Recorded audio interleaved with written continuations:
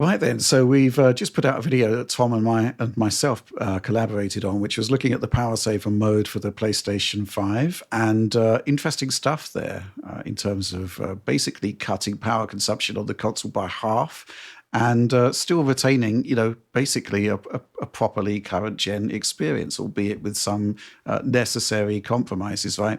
There's also been speculation, which we probably fed with that video, that some of the techniques that we're seeing here may well move across to how game developers will port their existing PlayStation 5 titles onto the upcoming PlayStation Handheld. The rumored PlayStation Handheld, but I think we're pretty convinced at this point that it is actually happening.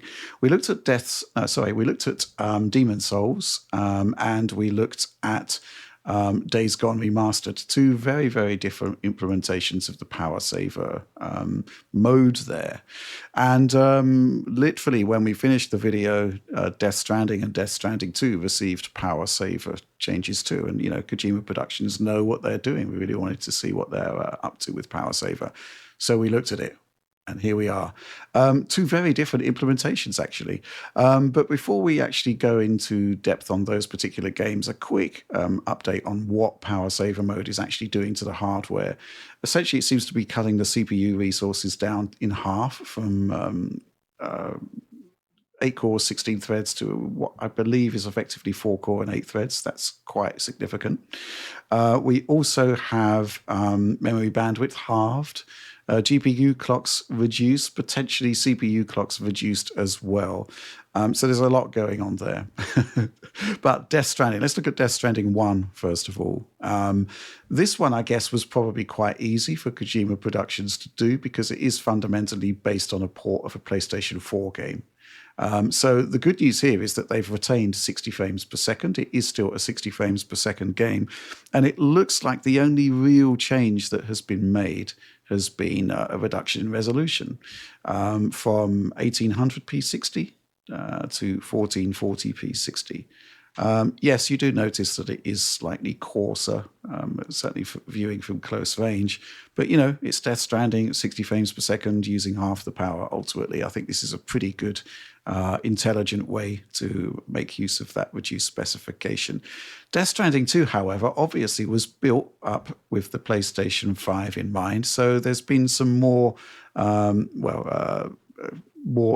noticeable cutbacks. Obviously, in all cases, we're still running at half power, so we're sort of in the 100-watt territory here. But what's actually happening with Death Stranding 2 is that you are capped to 30 frames per second now. So in theory, then, on the face of it, it looks like we're looking at the performance mode just running at 30 frames per second. That's the sort of initial takeaway. However, there are actually some more subtle changes. Tom actually looked into this for me this morning because I didn't have the time. But yes, the tessellation, the geometry on the terrain there is actually in line with the quality mode, with the 30 FPS quality mode. The reductions for the performance mode are not there in the power saver mode, so you are getting a bit of extra fidelity there. And the performance mode's ambient occlusion is used. The other thing is that while resolution is still 1440p, there does seem to be dynamic resolution that's that's more noticeable, assuming that it's actually a new feature. Tom pegged it from 1296p to 1440p. I guess talking to you guys about this, I mean, you'd have seen, or probably you wouldn't have seen at this point, Tom's video. But I guess there's a question really about the amount of effort that's going into basically reducing the capabilities of your console. The actual take-up from users, I suspect, is going to be close to zero, because why would you buy a piece of hardware and then make it visibly less performant? And the fact is, maybe you're saving 100 watts in consumption, but that doesn't actually make any real impact to your electricity bill. And, that kind of makes you wonder as to why they're doing it. But then at the same time, there is all of this handheld conjecture, which kind of makes sense, right? Because if there is a new handheld coming that is going to be running PlayStation 5 titles, there has to be a route to, basically allow developers to perhaps trial the kind of reductions that they're going to need to be doing on that kind of handheld. I'm going to go to you first, John, on this. What do you make of all of this? Well, I mean, it's, as you say, it's an interesting sort of thing, and I guess all along we've kind of been theorizing that it was representing some sort of a push towards this rumored handheld device, right?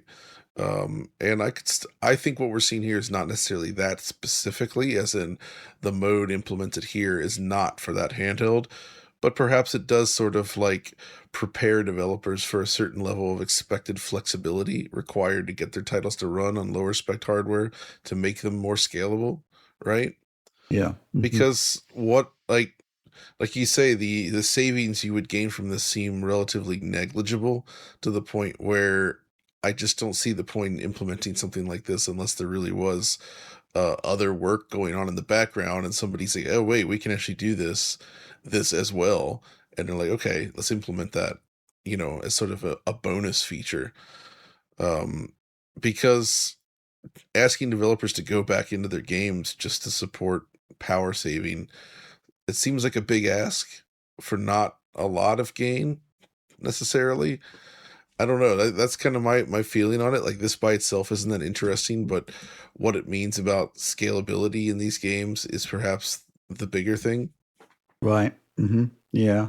The thing that I'd like to point out, and I did say this in Tom's video, is that there is a real seriously concerted effort from Sony on this, to the point where obviously the hardware is reconfigured by the firmware to actually run at these reduced capabilities. Secondly, on the software side, on the development side, before PowerSaver came along, there were two devices specified for PlayStation development. There was the base PlayStation 5 and then Infinity mode, which is basically the Pro mode.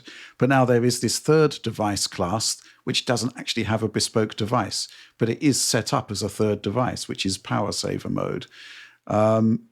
Kind of crazy the amount of effort that's going into this for a mode which, it's not exactly going to see a lot of take up, I don't think, Alex. I mean, what do you think about all of this? Oh, well, I'm just imagining like your survivalist person living in Alaska who only has 2 hours of solar daylight for their panels to work. They're loving this mode. But everyone else, I mean, but like John, I think maybe this is just asking developers to go look at their engine. Specifically, the Death Stranding 2 example is much more interesting than the first one, because they felt that they couldn't meet a 60 FPS standard at that wattage and at that CPU constraint, probably. And I think that's interesting because, they would have maybe then dropped the res to 1080p if it was a GPU issue. But I imagine having, well, maybe it's less than having the threads, because they already only had access to 7 anyway. I don't like 7 hardware threads, and then 13, or how many was it? You basically had the equivalent of 6.5 cores. I think. There is system reservations for 2 of the threads on PowerSaver mode, but it's only like 10%. So there's a lot going on there as well. Yeah. Wow. They must be. Yeah. Paring back significantly. Yeah. That is even more interesting. I don't know. That throws a wrench in a little bit of what I wanted to say in that aspect, because I was wondering. Sorry about that. Yeah, that's all right. But it's interesting. I guess then it's maybe prepping developers for essentially, can you bring this down into a lower power envelope and create already at least a frame rate target for that? The resolutions here chosen don't seem like anything that would make sense on a handheld device. So I feel like that is, if maybe there's a second profile hidden that we don't see right now as users. Exactly. So that maybe there's the performance profile that unlocks when you use it on your PlayStation, whatever handheld. But yeah, at this moment, it is a lot of effort and a whole new thing to do. And asking developers to go back into all these, like, they went back into Demon's Souls, right? Like, that game hasn't been touched since the PlayStation launch almost. Like, you got like that PlayStation 5 Pro mode a little bit. Yeah, there was pro support, so Oh, I'm true. assuming it would have been updated to the latest development environments, which would have again enabled the addition of the power saver.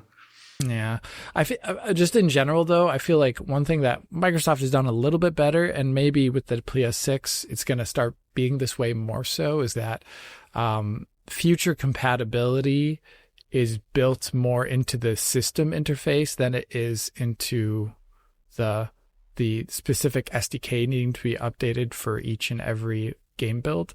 You can kind of see that with some games, and I feel like I'm just thinking about if this mode has to be added in specifically for a future console, that makes sense. But it would also be great if there were already like PlayStation 6 modes being added into games. You know what I mean? So going back to the handheld thing, I think there's some interesting hints that maybe there is sort of prep work being made for developers to ease the transition onto supporting the handheld. But at the same time, there's things here that just don't add up. 115 watts power consumption, for example.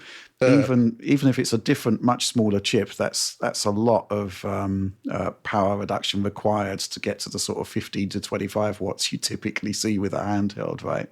That doesn't really make sense.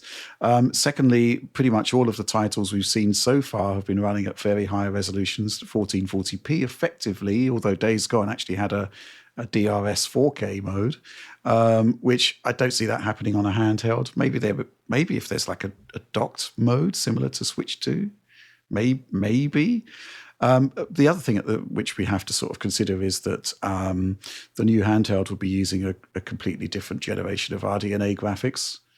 It's going to be using, I would suspect, everything that Mark Cerny was talking about with AMD in that disclosure a couple of weeks ago. So, the GPU side of things is going to need to be refactored. I suspect that stuff like PSSR, the next generation PSSR, is probably going to have a lot more to say in terms of rendering resolutions on that handheld, which obviously you won't be seeing on the power saver mode because PSSR is completely disabled there, even if you're running on Pro. So, I think there are some interesting sort of direction of travel, so to speak, in supporting a much lower end device. But I don't think you should be looking at this and saying, wow, this is what Death Stranding 2 is going to look like on a handheld. I think it's too premature to be saying that. Comparable results, maybe at a lower resolution, I think interesting. I think the other thing that's quite interesting about this is that PlayStation didn't come to market with a lower end device like Xbox did with the Series S. I'd consider the power saver mode here as almost like a kind of Series S Elite. It's obviously Series S Pro, yeah. Series S Pro.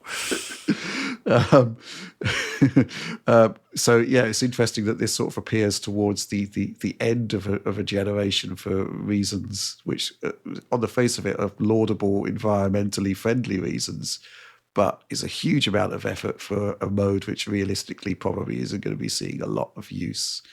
But interesting nonetheless. The other thing we haven't seen yet, and as I said in Tom's video, Unreal Engine 5 games, how they're going to scale into power saver mode, and ray tracing as well. So, if they bring Marvel's Spider-Man 2 into power saver territory, how's that going to work? Because that game was arted up to work with arty reflections right from the get-go. Shorn of those reflections, I mean, why would you run it? That would be an interesting thing to see happen. Ghost of Yotei, that apparently has a power saver mode coming, but I guess that would just be derived from the non-ray traced version. Kind of makes sense, right? We'll be keeping an eye on power saver. I suspect maybe we're putting too much emphasis on this whole handheld angle, but there does seem to be something to it, bearing in mind the amount of effort that Sony's put into this so far.